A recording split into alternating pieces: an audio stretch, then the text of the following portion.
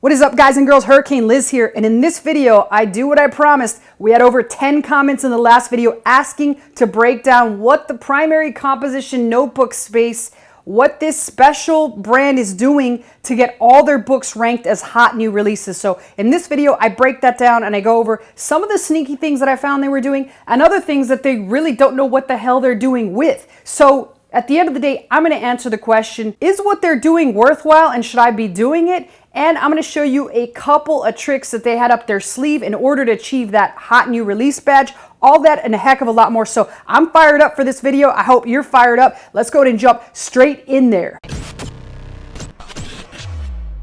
All right, so we're in my screen share. And if you guys recall, the last time we actually came across these actual primary composition notebooks, and they're not primary composition notebooks, they're created by a company called Primary Press. And we came across them upon looking at the hot new releases, and we were in the crafts and hobbies section under the activities books. And the thing that was interesting was that not only did they have one book that was in the hot new releases, but they actually at the time had about 4 to 5 different books in the hot new releases. Let's go ahead and check and see if that's still the case. And I actually checked this earlier, so I know that in fact it is not the case, but here's the whole point. They still have a pretty decent amount of books that are in the top 100. Now, they are in the lower top 100, which basically means it's not as sexy as it sounds, but a lot of people did ask, how did they get that many books in the top 100? And so here's one. This is actually their best-selling one. It's at number 61, and then they have one other one, I believe, right now, but before they had approximately 5 in the top 100. So we're going to investigate and see, are they doing anything differently that would cause them to get 5 total books in the top 100 new releases? Are they doing anything out of the ordinary? And this is kind of almost being like a brand, we'll call it like a CSI or a brand investigator. We're trying to find out what somebody could potentially be doing to get in the top 100. And I don't see the second one.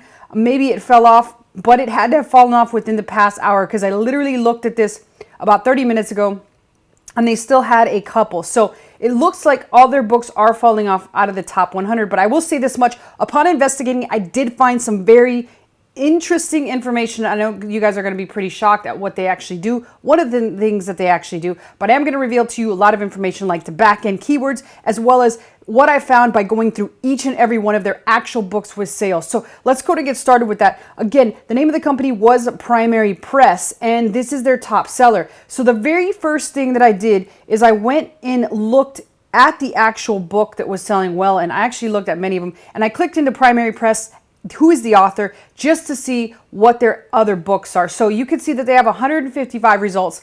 Since I checked, which is a few days ago, they have added a couple books. So it goes to show that they are adding books daily. I think the last time I checked it was 153.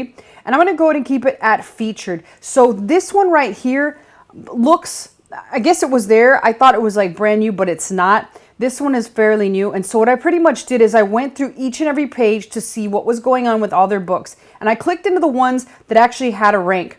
And one thing that I found is they had approximately 2 pages of books that have actually made sales. The other 8 pages have not. So the other 8 pages are rank not found. But if we actually go deeper into here, you're going to see that they've since changed their style a lot. So the older books that they had were these kinds of books here that have words on them or sayings.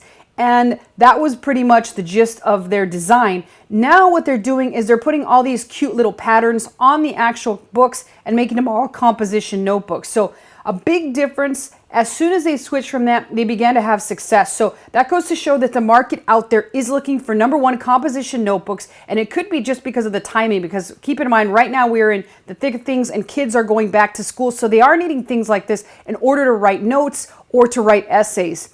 And these things right here kind of more or less appeal to adults. So not a lot of adults buying composition notebooks at the present time, unless it's for their kids or people just aren't digging the words on this sort of like clipboard feel.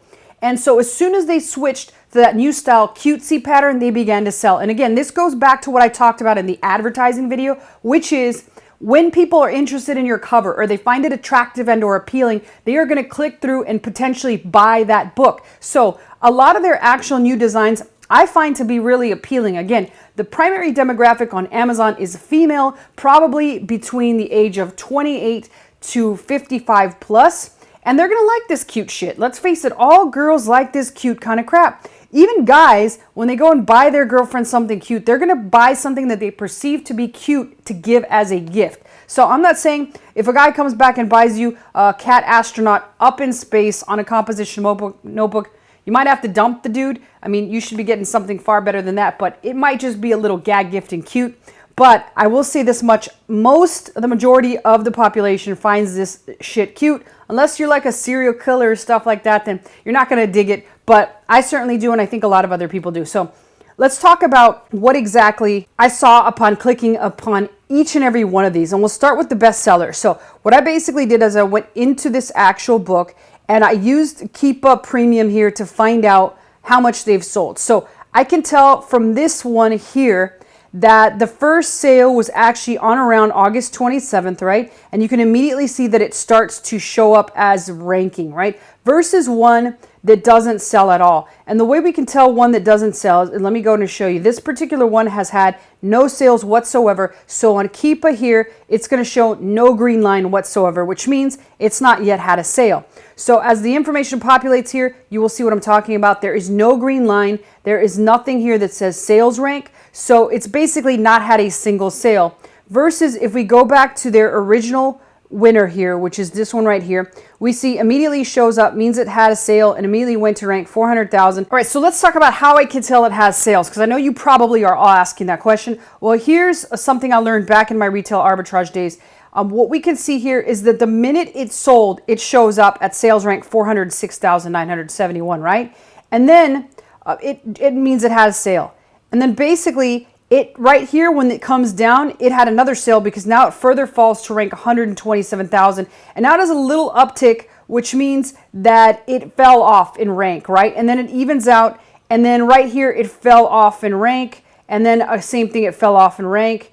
And then right here, there's a sale right there. And then right here, there's another sale. And then it evens out. It falls off in rank. It falls off even further. It falls off even further. And it falls off even further. And then right here, it had a number of sales. To go from 900,000 to 125,000, that's quite a bit of sales. And then it had another sale, and then it falls off, And then here it had some sales. Here it falls off. I'm sorry, it didn't have sales there, but here it has sales, and then it evens out. So that's kind of how you can tell when these have sales. So if we look at each and every one of those, we'll notice that they've all had sales in that same manner. And there's really nothing suspicious. They're not doing anything. These are all coming out at different points in time. I will point out what is interesting that they did do that I've not really seen that many people do. And I'll talk about keywords on the back end in a minute. But this one here is the easiest one to see. Like, here's the interesting thing. I don't actually know that this one was on the hot new releases, but we can tell that it had a sale here and it showed up at rank 300,000. It fell off, and then it fell off some more here, and then it just fallen off further and further. So this one, all in all, looks like it's possibly just had one single sale, and that's it. And you can examine all these. Some of these, I would imagine that I'd go on a limb here and say that because of the category that they placed these in, a lot of these had no more than 10 sales, and they got a hot new release badge. So that's kind of promising for the rest of us. So let's talk about what categories they placed these books in order to gain that hot new release badge. And does it work in their favor? Does it not? Well, let's have a look. So this first set of books that they created, which are a little older, so these are like around the end of August up until September 1st. They were placing their books in a very particular spot. So let's have a look. Now, they did have the sense to put it in 3 categories, which means that they placed it in 2 and then later emailed Kindle support to add a 3rd category. That trick is still apparently working because they've done it numerous times in the past week or so. So let's take a look here. Here is where I saw almost every single one of their books published prior to September 1st, which is just 2 weeks ago. They are in children's school issues, children's activity books, and children's reference and nonfiction books. So I'd imagine that this is the one here that's allowing them to get that badge, but this is 6,900 in children's school issues, which is kind of a weird actual niche to put it in. I wouldn't imagine that it would be put there, but it is, and that's where they put all of their books that were created and published prior to September 1st. Now let's talk about where they're putting their brand new books or books that were created on or around after September. And let's see, it's a little different on this one. This one is now put in children's craft and hobby, children's arts, music and photography books, and children's activity books. So I'd imagine that it's this children's arts, music, and photography books that's helping them rank a little bit better or get that bestseller badge or the new hot new release badge that some of their actual books do get. And that's how they show up on the hot new releases section. But this one here, you can see the sales now. You kind of know how to be able to tell if you have Keepa and to be able to count them off. Now, if it has an insane amount of sales velocity, you will not be able to do that. But again, these do not, as most of the best ones are either 200K in rank or on upwards to 2.6 million or so. Now, let's talk about the last thing that I noticed and the thing that you're probably wondering about, which is, Liz, what keywords are they using, particularly on the back end? And to show you that, I've got a document here prepared. I looked at a couple of their actual books. I'm going to say approximately 5, but here's what I pretty much found on all 5. However, I did write the keywords to 2.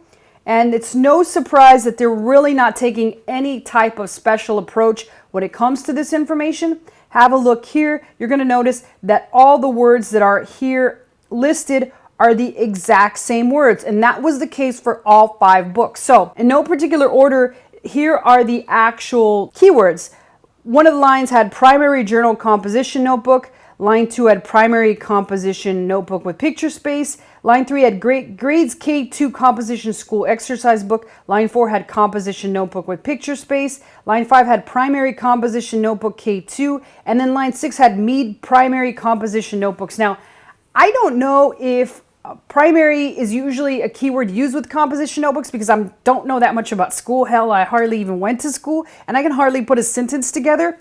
But I know that it's in the name of their actual brand, so they could just be doing something with branding. But if any teachers are out there, they could tell me that, or any moms that are educated in the school supply industry. I certainly am not. So I don't actually know if they do call them primary composition notebooks, and I can't remember that far back when I went to school because, as I said, it was a long ass time ago, so I can't even remember what I ate yesterday. Nevertheless, tell you guys what the hell they call these notebooks. However, they do have that in their name, so it's either a branding thing and or that's just what they call these notebooks.